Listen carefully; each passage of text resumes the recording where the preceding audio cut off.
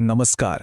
Green रुद्राक्ष charitable ट्रस्टच्या या कायदेशीर माहिती सत्रामध्ये आपलं स्वागत आहे. आज आपण एका खूप महत्त्वाच्या विषयावर बोलणार आहोत, जो आहे जमिनीच्या सरकारी रेकॉर्डमधल्या चुका. खरं तर ही एक अशी डोकेदुखी आहे जी अनेकांना कधी ना कधी अनुभवाला येतेच. तर आज आपण याच समस्येवरचा अगदी नेमका आणि कायदेशीर उपाय काय आहे हे समजून घेणार आहोत.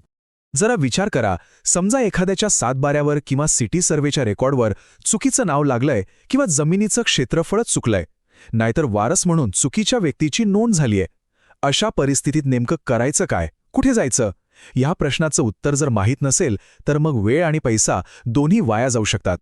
बघा, चुकीचा कायदेशीर मार्ग निवडला की काय होतं हे समजून घेण्यासाठी आपण दिनेंद्र प्रसाद विरुद्ध श्याम सुंदर या एका खऱ्या खटल्याकडे बघूया. हा खटला म्हणजे एक उत्तम केस स्टडी आहे, जी आपल्याला योग्य आणि अयोग्य मार्गातला फरक अगदी स्पष्टपणे दाखवून देईल.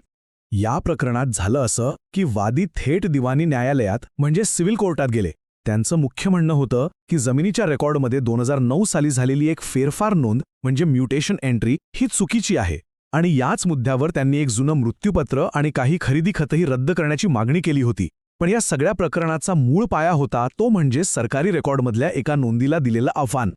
आता गंमत बघा, खालच्या दिवाणी न्यायालयानं सप्टेंबर 2022 मध्ये निकाल दिला की हो, हा खटला इथे चालवता येतो. पण हेच प्रकरण जेव्हा उच्च न्यायालयात गेलं तेव्हा ऑगस्ट 2025 मध्ये त्यांनी अगदी स्पष्टपणे सांगितलं की असा खटला दिवाणी न्यायालयात चालवण्यास कायद्यानेच मनाई आहे. विचार करा, एकाच केसवर दोन न्यायालयांची इतकी परस्पर विरोधी मतं. यामुळेच तर सामान्य नागरिकाचा गोंधळ उडतो.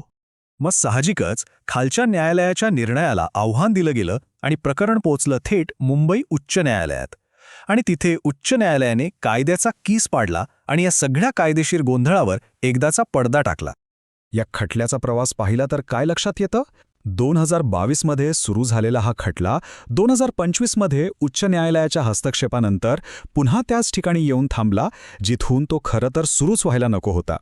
म्हणजे काय तर जवळजवळ 3 वर्षांचा वेळ, वकिलांना दिलेली फी आणि मनस्ताप, हे सगळं काही व्यर्थ गेलं. तर मग प्रश्न हा आहे की उच्च न्यायालयाने इतका ठाम निर्णय दिला तरी कशाच्या आधारावर?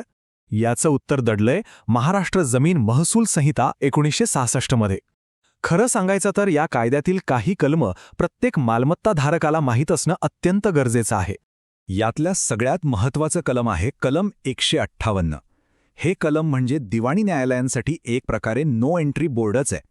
ते अगदी ठामपणे सांगतं की जमिनीच्या रेकॉर्डमधील नोंदींच्या दुरुस्तीसाठी, म्हणजेच फेरफार नोंदी दुरुस्त करण्यासाठी दिवाणी न्यायालयात दाद मागता येत नाही. ही एक कायदेशीर बंदीच आहे. आणि हे मी नाही तर स्वतः मुंबई उच्च न्यायालय त्यांच्या निकालात म्हणतंय. त्यांचे शब्द अगदी स्पष्ट आहेत. दिवाणी न्यायालयाला अधिकार क्षेत्र नाही. सदर संहितेच्या कलम 158 नुसार दावा चालवण्यास मनाई आहे. यावर कोणताही जर तर किंवा किंतु परंतु नाही. एकदम क्लिअर. मग आता प्रश्न उरतो की दिवाणी न्यायालयाचा दरवाजा जर बंद आहे तर जायचं कुठे? तर बघा, कायदा फक्त चुकीचा मार्ग बंद करत नाही, तो योग्य मार्गही दाखवतो.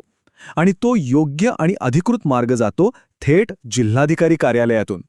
इथे आपल्या मदतीला येतं कलम 55. हा कायदा जिल्हाधिकाऱ्यांना म्हणजेच कलेक्टर साहेबांना जमिनीच्या रेकॉर्डमधील लेखनिक चुका किंवा तपासणीत आढळलेल्या इतर त्रुटी दुरुस्त करण्याचा थेट अधिकार देतो.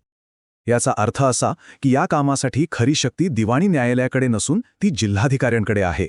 चला तर मग योग्य प्रक्रिया काय आहे ते पाहूया. खरं तर ती अगदी सोपी आहे. 1.